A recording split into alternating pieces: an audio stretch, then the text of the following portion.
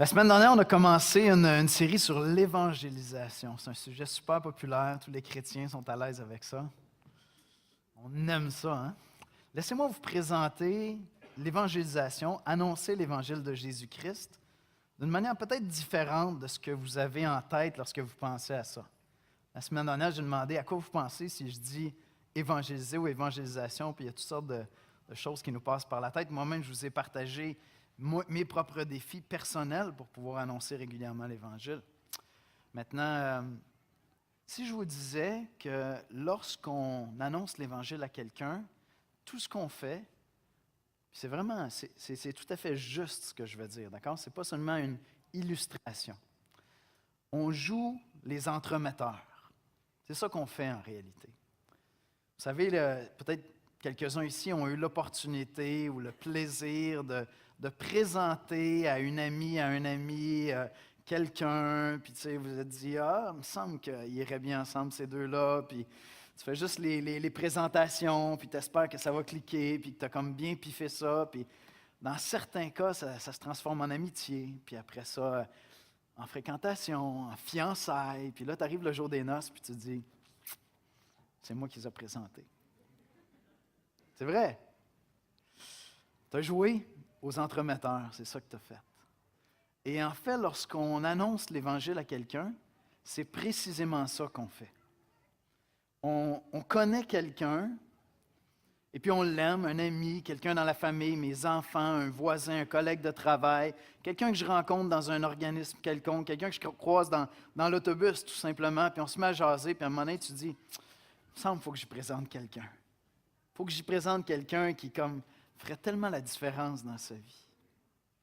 Parce que je connais quelqu'un de magnifique qui pourrait vraiment venir prendre soin de lui, vraiment venir combler un vide dans son cœur, puis le conduire, puis le diriger. Cette personne-là est extraordinaire, c'est Jésus-Christ.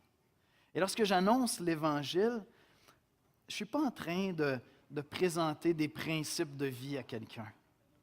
Quand j'annonce l'Évangile, je ne suis pas en train d'apporter comme la solution pour le mal dans le monde. Je ne suis pas là pour donner une philosophie de vie à quelqu'un. On pourrait dire, oui, un peu tout ça, vous comprenez? Je ne suis pas là pour te donner des tickets pour le ciel. Puis on pourrait dire, peut-être quand même un peu. Oui, mais c'est beaucoup plus que ça. Parce que je ne suis pas en train de présenter des principes de vie, une religion, un système, une philosophie de vie. Je veux introduire, je veux présenter une personne à mon ami. Et puis, je fais les présentations. Je fais des présentations, puis après ça, il va-t-il avoir un déclic ou il n'y aura pas un déclic, tu sais? Est-ce qu'il va y avoir un coup de foudre ou il n'y en aura pas? C'est pas vraiment entre mes mains, ça. Comprenez? Si vraiment je connais Jésus-Christ, je sais très bien que c'est lui le prince charmant, puis c'est son morceau, ce morceau-là. C'est l'Esprit Saint qui va venir, l'Esprit de Christ qui va venir faire cette... Excusez-moi de le dire comme ça, là, puis si vous n'êtes pas chrétien, peut-être vous allez prendre ça négativement, mais c'est Christ qui va faire une opération de charme. Ce n'est pas moi qui va le faire. Lorsque la personne va saisir son amour, va saisir sa grâce, va saisir sa bonté, son cœur va ou ne va pas être charmé par Jésus-Christ. Et ça se passe entre ces deux personnes. Alors, quand on fait de l'évangélisation, lorsqu'on évangélise, lorsqu'on annonce l'Évangile, c'est vraiment les entremetteurs qu'on est en train de jouer. Puis tout ce que je veux faire, c'est que je voudrais, c'est un anglicisme, mais introduce. J'aimerais te présenter quelqu'un, une personne. Et je sais que ce n'est pas standard comme présentation parce que c'est moi qui le présente. Mais oui, c'est un esprit. C'est Jésus-Christ, Dieu le Fils, qui est actuellement à la droite du Père, puis c'est à travers l'Esprit Saint que tu vas le connaître. Je comprends que ce n'est pas standard, mais je t'assure que ce ne sont pas que des principes. C'est une personne que je veux te présenter. Et ce matin, dans cette série sur l'évangélisation, ce qu'on va faire, c'est qu'on va juste s'arrêter sur cette personne qui est Jésus-Christ. Puis on va admirer, on va voir sa grandeur, sa beauté. Parce qu'on ne peut pas parler d'évangélisation si on ne se sente pas sur la personne de Christ, premièrement. Je vous invite à tourner avec moi dans Jean 10, et puis on va aller dans un mot de prière avant d'écouter la lecture de la parole ensemble. D'accord? Seigneur Jésus, je veux t'adorer ce matin. Je veux t'adorer, Seigneur, parce que tu es une personne extraordinaire. Et un jour, quelqu'un, Nicole Bourdage, a eu le courage de faire les présentations entre toi et moi, Seigneur. Et comme j'avais la tête dure, ma mère m'a parlé de toi encore. Comme j'avais la tête dure, l'Église de l'Espoir m'a parlé de toi pendant une grande partie de mon enfance, Seigneur. Mais je n'avais pas vu toute ta beauté. Et j'ai eu besoin que tu viennes me séduire, Seigneur, alors que j'étais tellement loin de toi. Seigneur, je veux t'adorer ce matin parce que tu es un être extraordinaire. Et imaginer la vie, concevoir ma vie sans toi, Seigneur, c'est inconcevable pour moi. C'est inconcevable, Seigneur. Tu es mon Dieu, mon Seigneur, mon berger fidèle, mon ami tendre, tendre qui vient à mon secours sans arrêt. Tu es mon confident, tu es ma force, tu es ma vie, parce que tu es la vérité, Seigneur. Viens te manifester dans nos cœurs ce matin, dans notre esprit, Seigneur, par ta beauté et ta grandeur. C'est en ton précieux nom que nous prions. Amen. On va écouter la parole de Dieu dans Jean 10 ce matin. Alors, le passage biblique de ce matin est tiré de Jean, chapitre 10, le verset 11 à 42, dans la nouvelle édition de Genève. Alors, Jean 10, les versets 11 à 42. Je suis le bon berger. Le bon berger donne sa vie pour ses brebis. Mais le mercenaire, qui n'est pas le berger et à qui n'appartiennent pas les brebis, voit venir le loup, abandonne les brebis et prend la fuite. Et le loup les ravit et les disperse. Le mercenaire s'enfuit parce qu'il est mercenaire et qu'il ne se met point en peine des brebis. Je suis le bon berger. Je connais mes brebis et elles me connaissent. Comme le Père me connaît et comme je connais le Père, et je donne ma vie pour mes brebis. J'ai encore d'autres brebis qui ne sont pas de cette bergerie. Celles-là, il faut que je les amène. Elles entendront ma voix et il y aura un seul troupeau, un seul berger. Le Père m'aime parce que je donne ma vie afin de la reprendre. Personne ne me l'ôte, mais je la donne de moi-même. J'ai le pouvoir de la donner et j'ai le pouvoir de la reprendre. Tel est l'ordre que j'ai reçu de mon Père. Il y eut de nouveau, à cause de ces paroles, division parmi les Juifs. Plusieurs d'entre eux disaient, « Il a un démon, il est fou. Pourquoi l'écoutez-vous? » D'autres disaient, « Ce ne sont pas les paroles d'un démoniaque. Un démon peut-il ouvrir les yeux des aveugles? » On célébrait à Jérusalem la fête de la dédicace. C'était l'hiver. Et Jésus se promenait dans le temple sous le portique de Salomon. Les Juifs l'entourèrent et lui dirent, « Jusqu'à quand tiendras-tu notre esprit en suspens? Si tu es le Christ, dis-le-nous franchement. » Jésus leur répondit, « Je vous l'ai dit, et vous ne croyez pas. Les œuvres que je fais au nom de mon Père rendent témoignage de moi. Mais vous ne croyez pas, parce que vous n'êtes pas de mes brebis. Mes brebis entendent ma voix, et je les connais, et elles me suivent. Je leur donne la vie éternelle, et elles ne périront jamais, et personne ne les ravira de ma main. Mon Père, qui me les a donnés, est plus grand que tous, et personne ne peut les ravir de la main de mon Père. Moi et le Père, nous sommes un. » Alors les Juifs prirent de nouveau des pierres pour le lapider. Jésus leur dit, « Je vous ai fait voir plusieurs bonnes œuvres venant de mon Père, pour laquelle me lapidez-vous? » Les Juifs lui répondirent, « Ce n'est point pour une bonne œuvre que nous te lapidons, mais pour un blasphème, et parce que toi, qui es un homme, tu te fais Dieu. » Jésus leur répondit, « N'est-il pas écrit dans votre loi, j'ai dit, vous êtes des dieux? Si elle a appelé Dieu ceux à qui la parole de Dieu a été adressée, et si l'Écriture ne peut être anéantie, celui que le Père a sanctifié et envoyé dans le monde, vous lui dites, tu blasphèmes? Et cela parce que j'ai dit, je suis le Fils de Dieu? Si je ne fais pas les œuvres de mon Père, ne me croyez pas. Mais si je les fais, même si vous ne me croyez point, croyez à ces œuvres, afin que vous sachiez et reconnaissiez que le Père est en moi et que je suis dans le Père. » Là-dessus, ils cherchèrent encore à le saisir, mais il s'échappa de leurs mains.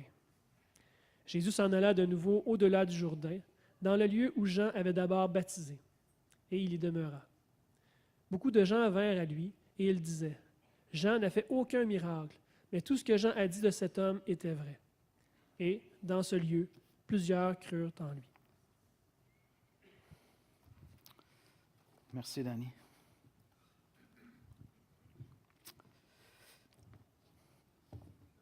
La semaine dernière, je vous ai donné un petit devoir, je ne sais pas si vous en rappelez. Vous avez encouragé à chercher une personne dans l'Église, un ami qui pourrait prier pour vous, pour que vous puissiez annoncer l'Évangile. Puis si vous êtes de ceux pour qui c'est comme l'affaire la plus fun, puis c'est naturel, puis vous prêchez l'Évangile à tour de bras, j'ai des amis comme ça autour de moi, ça me fascine, mais moi ça m'intimide honnêtement, énormément. Si vous êtes de ceux-là, offrez-vous pour prier pour quelqu'un. Puis priez pour l'Église, qu'on soit ensemble en prière. C'est vraiment le plus beau message que Dieu nous a donné. Et toutes les bonnes œuvres qu'on peut faire sur la terre sont à quelque part un parfum de l'Évangile dans nos vies. Mais ce n'est pas l'Évangile en propre. L'Évangile, c'est une personne, comme on va le voir ensemble ce matin. Et si vous êtes chrétien, puis vous connaissez bien la personne de Christ, peut-être que ce matin, vous allez rien apprendre de nouveau. Peut-être que vous connaissez bien tout ce qu'on va voir ensemble. Mais j'ai une prière, et c'est ça ma prière. C'est comme ça que je priais pour l'Assemblée cette semaine, ce matin. Dans le fond, deux choses. Je priais que vous soyez, encore une fois, émerveillés par la personne de Jésus-Christ. Jésus est vraiment incomparable, il est vraiment magnifique, puis on est facilement distrait par les soucis de la vie. On est facilement distrait à une époque de divertissement, puis rapidement, il y a des choses, des personnes qui nous apparaissent peut-être plus excitantes que la personne de Christ. Mais en vérité, il n'y a rien d'aussi beau dans l'univers que la personne de Jésus-Christ, son œuvre, son être. Et ma prière, c'est que l'Église de l'Espoir soit vraiment émerveillée en adoration devant la personne de Christ. Et je prie pour que vous soyez convaincus, si vous êtes chrétien, que vous connaissez l'Évangile. Si vous connaissez Jésus-Christ, je prie que vous soyez convaincus que vous connaissez l'Évangile, que vous avez ce qu'il faut pour annoncer l'Évangile de Jésus-Christ. Vous n'avez pas besoin d'être vous savez, un apologète, c'est un défenseur de la foi, le plus grand argumentateur. Le point que j'essayais de faire tout à l'heure en introduction est fondamental. C'est beaucoup plus important que tous les raisonnements qu'on pourrait être capable de faire. Il y a des gens dans l'Église ici qui sont des experts dans la défense de la foi, puis vous jasez avec eux, puis ils vous partagent comment ils réussissent à bâtir un argument, puis c'est utile, c'est bien. On a besoin de gens comme ça pour nous aider des fois à donner des réponses à des bonnes questions, des vraies questions. Mais en définitive, c'est une personne qu'on présente. Et il n'y a aucun argument qui va déclencher cette relation d'amour-là entre ton ami et la personne de Jésus-Christ. Il n'y a aucun argument qui va le convaincre de se marier avec. Ce n'est pas un mariage de raison qu'on fait avec Christ. C'est un mariage vraiment avec le cœur. Parce que tu es charmé par sa grâce, par son amour, par sa splendeur, par sa beauté. Alors ma prière, c'est que toute l'Église soit vraiment convaincue que vous avez l'Évangile, vous avez la bonne nouvelle parce que vous connaissez Jésus-Christ. Et si à la fin de tout ça, tu dis « Non, je ne l'ai pas », peut-être que Christ est en train de t'interpeller et de te dire « Peut-être qu'il te manque encore quelque chose. » Il y a un aspect de la personne de Christ que tu as besoin de découvrir pour vraiment le connaître puis vraiment entrer dans cette danse-là avec Christ, devenir chrétien. Peut-être que c'est ça qu'il est en train de faire. Jésus dit dans Jean 14, 6, et je pense que c'est un des versets les plus pertinents dans une culture post-chrétienne, post-moderne. Je pense à tous les étudiants à l'université, au cégep, au secondaire, même au primaire maintenant, qui sont bombardés avec toutes sortes de raisonnements post-modernes où il n'y a pas de vérité, il n'y a pas de chemin, il n'y a pas de certitude, on ne sait pas où est-ce qu'on s'en va. Jésus dit dans Jean 14, 6, « Je suis le chemin, la vérité et la vie. Nul ne vient au Père que par moi. » La vérité est une personne, le chemin est une personne pour aller en communion avec Dieu le Père. Ce matin, on va voir ensemble que Jésus-Christ est l'Évangile. Il est la bonne nouvelle de Dieu, parce qu'il est Seigneur, parce qu'il est notre Sauveur ressuscité. Jésus-Christ est l'Évangile. Je l'ai mentionné la semaine dernière, le mot Évangile, si ce n'est pas rentré encore arrangez-vous que ça rentre là. Ça veut simplement dire, ça nous vient du grec, evangelion, ça veut dire bonne nouvelle. Bonne nouvelle. La bonne nouvelle de Dieu, c'est une personne. C'est une personne qui a fait des œuvres extraordinaires. On va en parler un peu ce matin, on va en reparler à travers la série. On veut la voir vraiment sur le bout de la langue constamment, puis être prêt à partager l'évangile de Jésus-Christ. Mais cette bonne nouvelle-là, c'est une personne absolument extraordinaire qui est Jésus-Christ. Voyez-vous, la bonne nouvelle, c'est que Dieu n'a pas oublié les hommes. Je mentionnais tantôt, on vit dans une société où l'idée même d'un Dieu est difficile à absorber pour bien des gens. Ils vont croire dans un principe quelconque, mais que ce principe-là qui a constitué l'univers ou qui a ordonné l'univers soit une personne qui se soit fait connaître à nous, c'est des choses qui sont loin pour bien des gens, qui demandent un énorme pas de foi selon eux. Puis notre société essaie de se réinventer hors complètement de la culture judéo-chrétienne. On essaie de concevoir, de définir l'être humain. Les cours d'anthropologie sont basés sur quelque chose où on essaie d'avoir une vision sans une vision du monde judéo-chrétienne. Puis tu n'as comme pas de base lorsque tu t'en vas là. Ça donne des résultats assez effrayants. On commence juste à voir les contradictions qui apparaissent à travers ça. La bonne nouvelle, c'est que Dieu n'a pas abandonné les hommes. C'est pas vrai. Dieu n'a pas abandonné les hommes, même si c'est un esprit, même si tu as l'impression que le monde va super mal, puis la société ne sait pas où elle s'en va, puis ta vie ne trouve pas de sens. Je mentionnais dans le courriel de la semaine, je parlais avec une amie dernièrement. Puis c'était ça mon intention, c'était de lui partager ta vie, je m'excuse l'anglicisme, mais fait du sens, a un sens réel. Et ta vie compte aux yeux de Dieu. Parce qu'elle est là à se tourmenter et à se dire, ma vie n'a pas de sens, j'ai rien à apporter, j'ai pas de contribution à faire, je suis rien, je suis complètement oublié. Évidemment, je faisais l'argument que Dieu ne l'avait pas abandonné parce que j'étais là. J'ai l'Esprit de Christ en moi. Moi, je sais combien Dieu l'aime parce que je sais combien j'ai de la difficulté à aimer les gens. Mais pour l'aimer à ce point-là, Dieu l'aime encore plus parce que Dieu aime beaucoup mieux que moi. Mais ce que je voulais apporter à cet ami-là, c'est que ta vie a un sens parce que Dieu n'a pas abandonné le monde. Dieu est venu vers les hommes, puis ma prière pour elle, c'est juste que je puisse être l'entremetteur, encore une fois. Et présenter une personne qui s'intéresse à elle, une personne qui la connaît parfaitement, une personne qui veut l'aimer, qui veut entrer dans sa vie, qui veut prendre soin d'elle, qui veut l'instruire, qui veut la conduire, qui veut la reconstruire, qui veut la recréer comme une nouvelle créature. Cette personne-là, c'est Jésus-Christ.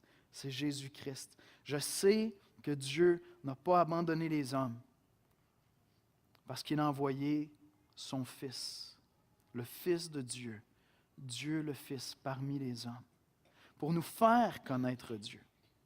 On aurait pu aller dans plein de passages ce matin pour parler de la personne de Jésus-Christ. On aurait pu littéralement aller dans tous les passages de la Bible pour le faire, parce que toutes les Écritures, d'une manière ou d'une autre, se rapportent à la personne de Jésus-Christ. Mais j'ai décidé d'aller dans Jean 10 pour aller puiser tous ces trésors-là sur la personne de Christ, sa divinité, sa seigneurie, le fait qu'il est notre sauveur, qu'il est notre guide, qu'il nous a aimés, qu'il nous donne la vie. Parce que j'aime cette image-là d'un bon berger. D'un bon berger. Puis comme je disais, on aurait pu présenter Jésus-Christ sous différents angles. Il y a plein de manières de voir toutes ces vérités-là sur Christ, sa divinité, sa seigneurie, le fait qu'il est sauveur. Mais dans ce passage-là, il y a quelque chose de tellement rassurant pour une culture, une société qui cherche une direction, qui cherche à s'inventer, à se créer, à se donner une direction. De savoir que Dieu n'a pas abandonné les hommes, puis qu'il nous a envoyé un bon berger pour nous conduire. Je sais que ça peut être froissant pour les gens qui disent « Attends un peu, copain, là.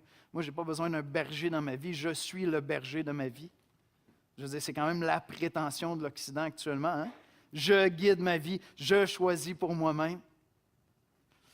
Je prie que Dieu t'accorde la grâce de voir qu'à un certain moment donné, tu risques d'arriver au bout de toi-même assez vite. assez vite. Mais en fait, il y a très peu de choses qui constituent ta manière de voir le monde, de définir qui tu es. Il n'y a à peu près rien qui vient juste de toi-même. Tout dans ta personnalité, dans ta vision du monde, qui tu es, tu l'as bâti sur l'histoire des hommes, sur les philosophies, sur ce qu'on t'a enseigné. Et en Occident, et un peu partout dans le monde, ce que les Écritures nous ont enseigné, c'est fou à quel point ça constitue notre manière de voir le monde. Je vais terminer à la fin de l'exposé avec un beau témoignage qui nous aide à voir ça. Mais revenons dans notre passage dans Jean 10. Jésus a une altercation avec des docteurs de la loi, les spécialistes de la Bible, puis ça fait un bout de temps qu'ils regardent Jésus aller faire des miracles, enseigner des choses, puis tout le monde est là, puis il y a comme soit que tu as un rapport de fascination ou un rapport de haine avec lui, mais tout le monde est en train d'essayer de saisir, je m'excuse, de comprendre, de saisir. C'est qui ce gars-là finalement? Il est juste too much, tu sais, mais peux-tu rentrer dans un cadre, dans une définition biblique? C'est des experts de l'Ancien Testament, puis ils ont des prophéties qui nous disent qu'il y a des personnages qui vont arriver, puis ils vont représenter. Dans quelle boîte tu rentres, Jésus? Puis Jésus va encore une fois faire éclater leur boîte. Comme pas de boîte qui rentre. Parce que toute sa personne, dans sa majesté, est comme encryptée dans l'Ancien Testament. Puis saisir qui il est, le rencontrer, c'est la clé pour la désencryption, de décodage, pour comprendre vraiment l'Ancien Testament. Pourtant, il est là. Il est là partout dans l'Ancien Testament. On lit au verset 29 à 31 dans Jean 10. C'est Jésus qui parle, puis il dit « Mon Père qui me les a donnés, en parlant de ses brebis, est plus grand que tous, et personne ne peut les ravir de ma main. De la main de mon Père, je m'excuse. Moi et le Père, nous sommes un. » Alors les Juifs prirent de nouveau des pierres pour le lapider. Les Juifs comprennent très bien ce que Jésus est en train de dire. Puis si on avait juste ce passage-là, on pourrait avoir l'impression qu'il y a peut-être une méprise, puis qu'on n'a peut-être pas bien compris, mais Jésus, de plein de manières, va donner des indices très, très clairs, des fois très affirmatifs, qu'il n'est pas seulement un homme, qui n'est pas seulement un messager de la part de Dieu, mais qui est vraiment Dieu fait homme. Et donc, découvrir Christ, découvrir le christianisme, c'est littéralement arrêter de chercher Dieu. Quand je découvre qui est Jésus-Christ, je ne peux pas le mettre sur une tablette à côté des autres dieux.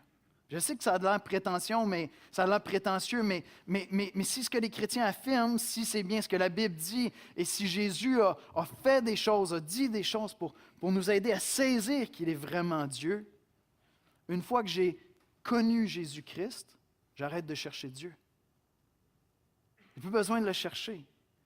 Si vraiment le Père et le Fils font un, ma quête s'arrête là. Je ne vais pas chercher d'autres dieux, d'autres religions pour connaître Dieu. Parce que d'une manière absolument unique, Dieu est venu visiter les hommes dans la personne de son Fils Jésus-Christ. Un petit peu plus loin, au verset 32-33, Jésus va dire « Je vous ai fait voir plusieurs bonnes œuvres venant de mon Père. » Des choses qui étaient comme extraordinaires, que personne n'était capable de faire, des miracles, des choses confondantes, des choses magnifiques que Jésus faisait. Puis il leur dit, « Pour laquelle me lapidez-vous? » Les Juifs lui répondirent, « Ce n'est point pour une bonne œuvre que nous te lapidons, mais pour un blasphème, parce que toi qui es un homme, tu te fais Dieu. » Ils ont bien compris ce que Jésus est en train de dire. Il est en train de dire qu'il est un avec le Père, comme aucun être humain. Ailleurs, il va dire qu'avant qu'Abraham ait existé, il était déjà employant le « je suis » de Dieu dans l'Ancien Testament. Comment est-ce que je vais te présenter, Éternel? Comment est-ce que je vais te présenter aux hommes? Tu diras que c'est « je suis » qui t'envoie. Celui qui existe hors du temps, celui qui n'a pas de début, qui n'a pas de fin, celui qui est. Celui qui a toujours été, qui sera toujours parce qu'il est. Pendant que nous, on vieillit, puis on sent la vieillesse rentrer dans nos corps, puis on a des rêves, puis on compte nos jours, puis on dit « OK, est-ce que je vais avoir le temps de me marier? Est-ce que je vais avoir le temps d'avoir des enfants? » Dieu est comme devant un film sur pause, dans lequel il y aurait le début, la fin, le déroulement, Parce qu'il existe hors du temps, vous comprenez?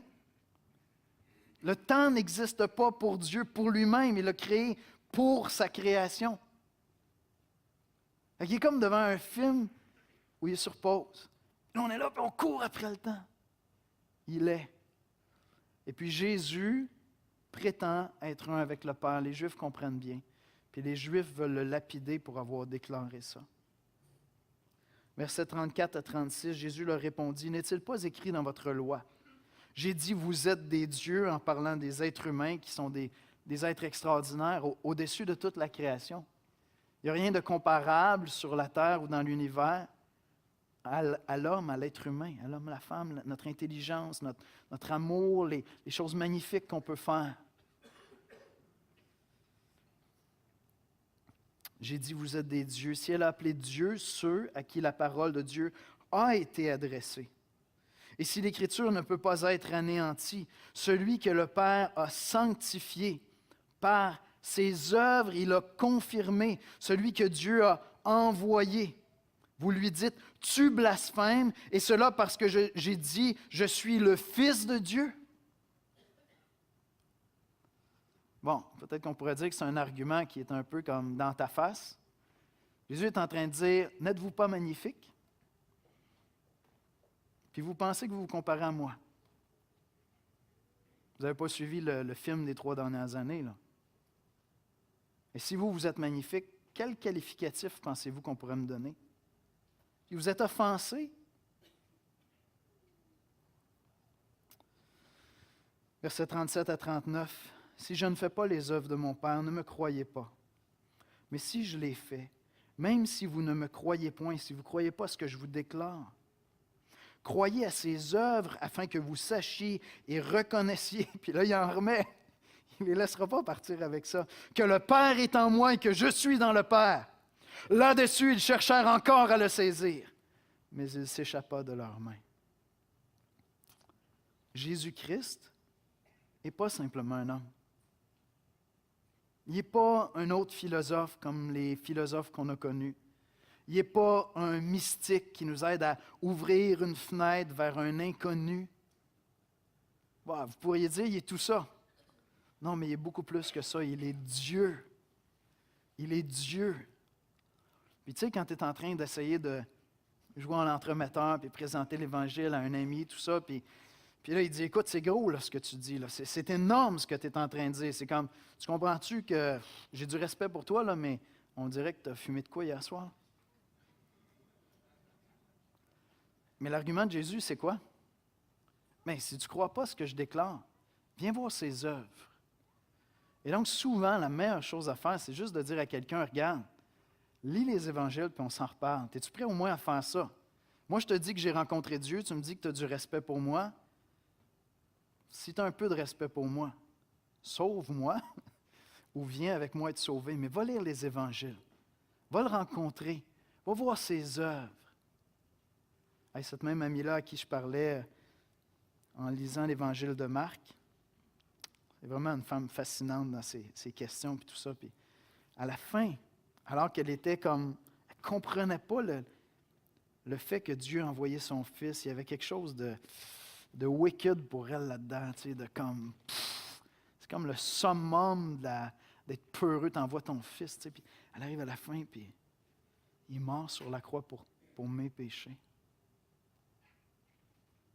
Elle a vu ses œuvres, puis elle a saisi la grâce. Elle a saisi la grâce. Jésus-Christ est absolument merveilleux. Et non seulement il est Dieu, mais il est Seigneur. Alors non seulement il a créé l'univers, mais Christ prétend, affirme avoir droit de gouvernance sur ta vie, sur ma vie. Dans l'Ancien Testament, clairement, le terme Seigneur est employé pour Dieu et dans le Nouveau Testament, très régulièrement. Le terme Seigneur est encore utilisé, mais pour la personne de Jésus. Puis j'ai décidé d'aller dans ce passage-là parce qu'une manière de comprendre la seigneurie de Jésus-Christ, le fait qu'il prend autorité sur ma vie, c'est cette image du bon berger qui vient diriger ma vie. Voyez-vous, un bon berger, si vraiment il est bon, vraiment il prend soin de ses brebis, il est là pour elles, il les protège, il va venir s'interposer entre les loups qui viennent pour les dévorer, il va s'assurer qu'ils vont pouvoir manger. Mais il n'y a pas beaucoup de questions à savoir c'est qui le patron entre les brebis. Bien, des fois, tu sais, mais le berger a des techniques, comme disait mon ami en Russie, Russian techniques, Russian tools, pour leur rappeler que c'est lui, le berger. Et lorsque tu saisis qui est Jésus-Christ, tu comprends quelque chose. À partir d'ici, j'ai un berger dans ma vie qui est là pour me conduire. Et mon désir, c'est de le suivre. Quand j'arrive à des intersections dans ma vie, dans des difficultés dans ma vie, quand mon âme est troublée, quand il y a une révolte dans mon cœur, mon premier réflexe, c'est tourner les regards vers mon berger. Vous dire, il y a de quoi qui ne marche pas ici. Qu'est-ce que je suis censé faire, là? Quelle direction je dois prendre? Je suis troublé, mon cœur est troublé. Il y a comme une menace devant moi. Il n'y a plus de nourriture ici. Où est-ce qu'on s'en va? J'ai l'impression de mourir de faim. La brebis va chercher à entendre la voix du berger. Puis elle va se laisser conduire. Lorsque Jésus est entré dans ma vie, pour moi, c'est le cœur de ma conversion. Je l'ai souvent dit à l'Église, je ne me répéterai pas trop. Mais c'est le cœur de ma conversion. Tu sais, moi, je disais, Seigneur, je te donne les clés du char, puis le volant du char, puis je m'en vais m'asseoir en arrière en petite boule, là, puis tu nous amènes où tu veux. Ça va? Parce que j'étais fatigué, j'étais épuisé d'essayer d'être mon bon berger moi-même. Et c'est le cœur de ma conversion. Mais Jésus-Christ est un bon berger incomparable. Ce n'est pas simplement un guide spirituel. Verset 11, « Je suis le bon berger donne sa vie pour ses brebis. » Ça, c'est mon berger. Ce n'est pas un mercenaire. C'est quelqu'un qui se donne pour moi. Puis il dit au verset 16, « J'ai encore d'autres brebis qui ne sont pas de cette bergerie. Celles-là, il faut que je les amène. Elles entendront ma voix et il y aura un seul troupeau. Mes brebis entendent ma voix au verset 27. Je les connais et elles me suivent. » Au jour de ma conversion, d'une manière surnaturelle, mystérieuse, dans mon cœur, dans mon âme, j'ai entendu la voix de Christ. Ce n'était pas audible, mais les choses trouvaient un sens nouveau. J'ai entendu sa voix, puis j'ai dit, c'est bon, Seigneur, je te suis maintenant. Je reviens avec mon illustration de l'entremetteur. Moi, je ne sais pas qui Christ appelle. Je ne sais pas à qui il va faire entendre sa voix. Je suis là simplement pour parler de lui, pour le présenter. C'est ça ton rôle, c'est ça mon rôle. On est là simplement pour faire les présentations. Et c'est à Jésus de faire entendre sa voix. C'est à lui d'appeler. C'est à lui de séduire. Dans le bon sens du terme, vous me comprenez? C'est à lui de venir se révéler à eux dans toute sa beauté. Et c'est ça le rôle que moi j'ai à faire. Puis s'ils ne comprennent pas, parce qu'ils trouvent que c'est trop grand, je vais les diriger vers les évangiles. On va ouvrir ensemble un évangile, puis on va le lire ensemble, puis je vais les laisser eux-mêmes dire, qu'est-ce que tu en penses, qu'est-ce qui se passe? Lis ça, on s'en reparle cette semaine. Qu'est-ce que tu apprends? Est-ce que tu aimes ce que tu découvres? As-tu des questions? Mais il faut que je laisse Christ séduire ce cœur, se révéler à cette personne. Ce n'est pas un endoctrinement qu'on fait ici. On présente une personne, Jésus-Christ. Il faut que son charme opère. Ce n'est pas mon rôle à moi de faire ça. Ce n'est pas le tien non plus. Puis, je vais faire une petite plug publicitaire ce matin. Si vous dites, Yannick, il y a tellement d'aspects de la personne de Christ que je ne m'y retrouve pas, puis souvent, je n'ai pas de réponse. Mais je vous fais une plug, OK? On a un frère qui enseigne très bien la Christologie dans l'Église, puis il vient de commencer son cours ce matin, de 9 à 10. C'est Stéphane Rondeau. Donc, joignez-vous à son cours la semaine prochaine. Parce que vraiment saisir qui est Christ, je vous dis, vous saisissez ça, vous avez l'essentiel. Après, les choses viennent se greffer autour de la personne de Christ. Mais Jésus-Christ est encore plus qu'un Dieu, encore plus qu'un Seigneur, d'une manière plus fondamentale pour nous. Il est notre Sauveur. Il est celui qui vient nous sauver, qui vient nous délivrer de la mort. Regardez le verset 11. « Je suis le bon berger donne sa vie pour ses brebis. » Jésus est venu donner sa vie pour qu'on soit sauvé.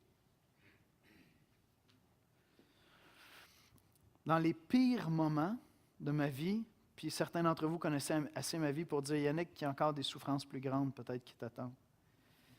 Mais dans les pires moments de ma vie, je n'ai jamais connu la solitude comme avant ma conversion. Jamais. Dans mes moments des plus grandes souffrances, puis j'ai eu des moments de détresse où j'ai souhaité la mort dans ma vie chrétienne. Quelques reprises, pas souvent. Moi, je me lève le matin, puis la vie est belle. Je suis fait comme ça, j'ai aucun mérite. Je suis comme ça depuis que je suis tout petit. Mais avant ma conversion, il y avait des moments où il y avait une profonde solitude. Parce que j'avais l'impression que je devais me sauver moi-même d'une situation. Par la grâce de Dieu, je sais que ce n'est pas l'expérience de tous les chrétiens.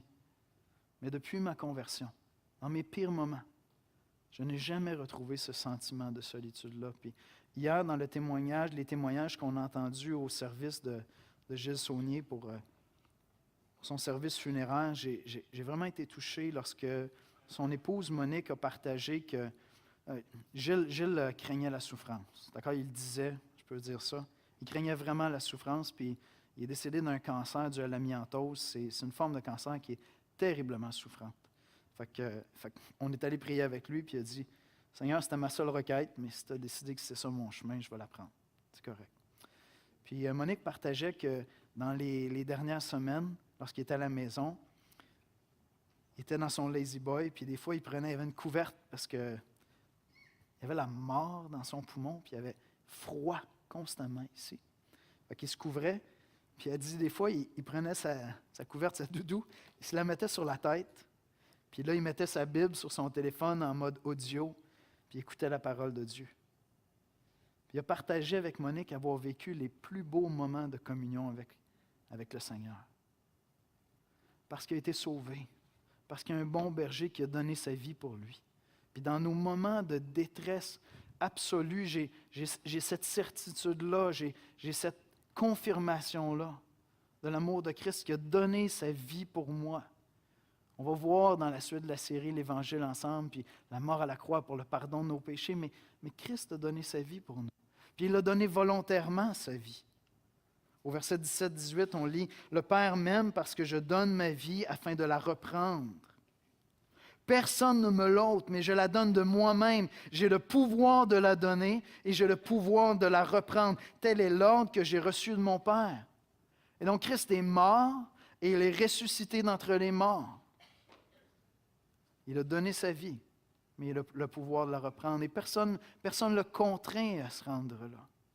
Il est allé volontairement, alors même que la souffrance absolue qui était devant lui le troublait dans son humanité profondément, au point de prier, « Père, s'il est possible, éloigne de moi cette coupe, évite-moi de passer par la croix. » Puis de crier sur la croix, « Mon Dieu, pourquoi m'as-tu abandonné? » Lorsqu'il a été fait péché, pour nous.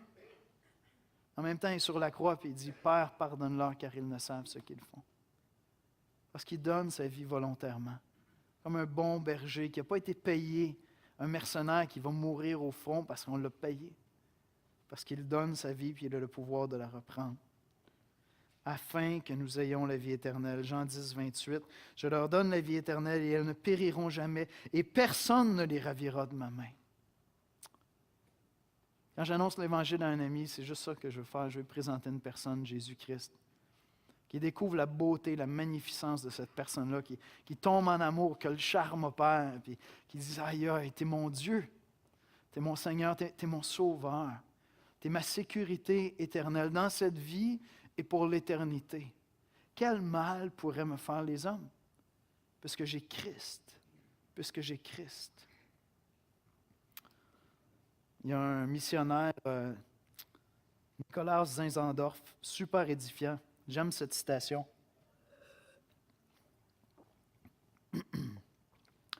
Il dit « Une seule passion m'anime, et c'est lui et lui seul. » Parlant de Jésus-Christ. Le monde est le champ et le monde. C'est pourquoi le pays qui sera le mien est celui où Dieu se servira de moi pour gagner des âmes pour Christ. Dieu nous a placés ici. En Montérégie, à Longueuil. Dieu t'a placé dans un quartier, dans un milieu de travail, dans une famille. puis tu connais la plus belle des personnes à présenter aux gens autour de toi. C'est Jésus-Christ. Si tu es chrétien, tu as l'Évangile, c'est une personne. C'est la bonne nouvelle. Ton rôle n'est pas de convertir des gens à Jésus-Christ. On n'a pas ce pouvoir-là, puis quand bien même je l'aurais, on n'est pas là pour faire ça. C'est Dieu qui fait ça. On n'endoctrine pas les gens, on ne les brainwash pas, on fait des introductions, on fait des présentations. Puis on laisse Dieu appeler, on laisse Christ appeler. Je veux terminer ce matin avec un témoignage. Je ne sais pas si vous avez vu dans les journaux une histoire extrêmement troublante. Il y a un homme qui a été condamné, Larry Nassar, médecin. Il a été condamné, je crois, cette semaine. J'ai essayé de voir exactement le moment, pour des abus sexuels contre plus de 160 femmes. D'accord? C'était quelqu'un qui travaillait beaucoup avec les gymnastes aux États-Unis. Alors peut-être que vous avez attrapé ça. Il a été condamné, je pense, à 175 ans de prison. Il y en a qui disent qu'il n'y a pas de justice ici-bas, mais... et il y a une dame qui est à l'origine de tout le procès, Rachel Dan Hollander. Une femme magnifique par son courage, magnifique par sa lucidité et magnifique par sa grâce. Et cette dame-là est chrétienne. Et c'est elle qui a trouvé le courage d'entreprendre, de dénoncer. Et ça a été vraiment là, un long processus parce qu'on a vraiment essayé de la faire taire. C'est assez horrible, toute cette histoire-là. Mais parce qu'elle est celle qui a initié tout le processus, on lui a accordé le privilège de pouvoir prendre la parole au moment de la détermination de la sentence, au moment où le juge allait prendre la parole. Puis c'est rare que je termine avec un long témoignage comme ça, mais j'aimerais que vous soyez attentifs parce que c'est touchant, puis c'est très instructif de voir ce que le fait de connaître Jésus-Christ a apporté dans la vie de cette femme-là. C'est vraiment, vraiment merveilleux. Puis lorsque tu lis ça, tu te dis, moi, je veux présenter Jésus à mes amis. Je veux qu'ils comprennent la vie, le mal, la souffrance dans le monde comme elle. Alors, c'est Rachel Dan Hollander qui s'adresse à la juge au départ et qui dit ceci. Larry Nassar a pratiqué la médecine pendant... Je m'excuse. Voici. Larry est un prédateur sexuel endurci et déterminé. Je le sais parce que je suis une de ses victimes. À l'âge de 15 ans, lorsque j'ai souffert de maux de dos chroniques, Larry m'a agressé sexuellement à maintes reprises sous le couvert d'un traitement médical pendant près d'1 an. Et puis elle s'est adressée à son agresseur. Larry, dans les premières audiences, vous avez apporté votre Bible dans la salle d'audience et vous avez dit « Priez pour le pardon ». Et c'est sur cette base que je fais appel à vous. Si vous avez lu la Bible, vous savez que la définition de l'amour sacrificiel est celle de Dieu lui-même, aimant si sacrificiellement qu'il a tout donné pour payer la pénalité des péchés qu'il n'a pas commis. Par sa grâce, moi aussi, je choisis d'aimer de cette façon. Vous avez parlé de prier pour obtenir le pardon, mais Larry, si vous avez lu la Bible, vous savez que le pardon ne nous est pas accordé en faisant de bonnes actions, comme si de bonnes actions pouvaient effacer ce que vous avez fait. Cela vient de la repentance qui exige de faire face à vos péchés et de reconnaître la vérité de ce que vous avez fait, dans toute sa dépravation et son horreur, sans atténuation, sans excuse, sans agir comme si de bonnes actions pouvaient effacer ce que nous avons entendu dans cette salle d'audience. La Bible que vous portez dit qu'il vaut mieux d'attacher une pierre autour de votre cou et d'être jeté au fond de la mer plutôt que de scandaliser même un seul enfant. Et vous en avez blessé et scandalisé des centaines. La Bible dont vous parlez porte un jugement final, où toute la colère de Dieu et la terreur éternelle est déversée sur des hommes comme vous. Si jamais vous vous retrouvez devant Dieu à répondre de tous vos actes, la culpabilité seule sera insupportable. Et c'est ce qui rend l'Évangile de Christ si doux. Parce qu'il étend la grâce, l'espérance et la miséricorde, là où personne ne pourrait espérer la trouver. Et cette grâce est disponible pour vous aussi. Je prie pour que vous expérimentiez dans votre âme le poids insupportable de la culpabilité, afin que vous puissiez un jour expérimenter la vraie repentance et le vrai pardon de Dieu, dont vous avez besoin bien plus que de mon pardon. Pardon que je choisis de vous accorder aussi. Tout au long de ce processus, je me suis accroché à une citation de C.S. Lewis, où il dit « Mon argument contre Dieu était que l'univers semble si cruel et injuste. Mais d'où me venait cette idée de justice et d'injustice? » C'est toujours C.S. Lewis qui parle. « Un homme ne définit pas une ligne comme étant croche, à moins qu'il ait d'abord la connaissance de ce qu'est une ligne droite. » C.S. Lewis poursuit en disant « D'où me venait cette conscience de l'injustice de notre monde? » Alors c'est Rachel qui continue en disant « Larry, je peux appeler mal et méchant ce que vous avez fait parce que c'était le cas. Et je sais que c'était mal et méchant parce que la ligne droite existe. La ligne droite n'est pas déterminée en fonction de votre perception ou de la perception de quelqu'un d'autre, et cela signifie que je peux dire la vérité sur mon abus sans minimisation ou atténuation, et je peux l'appeler mal parce que je sais ce qu'est la bonté, la ligne droite. Et c'est pourquoi je vous plains. Parce que lorsqu'une personne perd la capacité de saisir le bien et le mal, quand elle ne peut pas reconnaître le mal, elle ne peut plus reconnaître et apprécier ce qui est vraiment bon. Quand une personne peut nuire à un autre être humain, en particulier un enfant, sans véritable culpabilité, elle a perdu la capacité d'aimer vraiment. Larry, vous vous êtes tenu à l'écart de toute chose vraiment belle et bonne dans ce monde qui aurait pu et aurait dû vous apporter de la joie et de l'épanouissement. Et je vous plains pour cela. Vous auriez pu avoir tout ce que vous recherchiez, au fond, vraiment. Quel témoignage incroyable! Quand j'ai lu ça, j'ai dit, c'est ce que l'Évangile produit. C'est ça que rencontrer Jésus-Christ produit. Et on vit dans une culture, dans une société qui essaie de se réinventer sans Christ. On vit dans une culture post-chrétienne, post-moderne, qui veut comme faire table rase de tout ce que l'Évangile a apporté en Occident, pensant qu'on va être capable de se réinventer. Et on va perdre toute capacité de définir le bien ou le mal. Mais on va perdre aussi toute capacité de manifester la grâce. Mais les choses horribles vont continuer à se produire, puis on n'aura pas d'autre explication que « Ah, il y a une maladie mentale, il faut lui donner une pilule. » Et peut-être que cet homme-là a une maladie mentale, mais ça n'atténue en rien sa responsabilité devant Dieu. Quand j'ai lu ce témoignage-là, j'ai dit « Voilà ce que l'Évangile produit. Voilà ce que connaître Jésus-Christ produit. » Quand tu annonces l'Évangile à des amis, tu es juste là pour présenter une personne. Tu n'as pas de principe à défendre, tu n'as pas à gagner un point, un argument, tu n'as pas à être meilleur dans le débat avec la personne.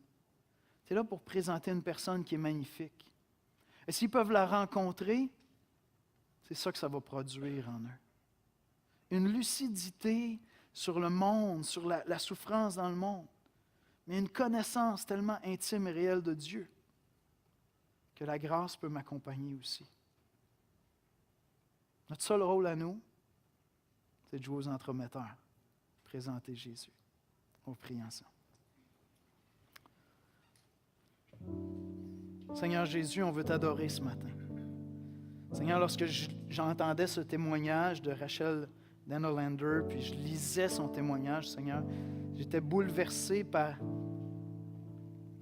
sa beauté, par son intelligence, par son courage, Seigneur. Quel courage énorme! Une dame toute frêle, toute petite, Seigneur, mais puissante et forte de de ce qu'elle t'a rencontré, Seigneur Jésus. Et ce matin, on est assemblés en Église pour t'adorer, pour élever ton nom, pour célébrer ta grâce, Seigneur.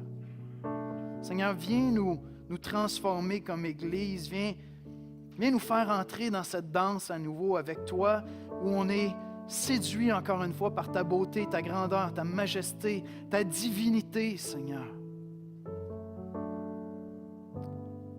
Seigneur, viens toucher nos cœurs pour qu'on ait ce désir ardent, cette confiance profonde, qu'on a quelqu'un à présenter, Seigneur, aux gens autour de nous.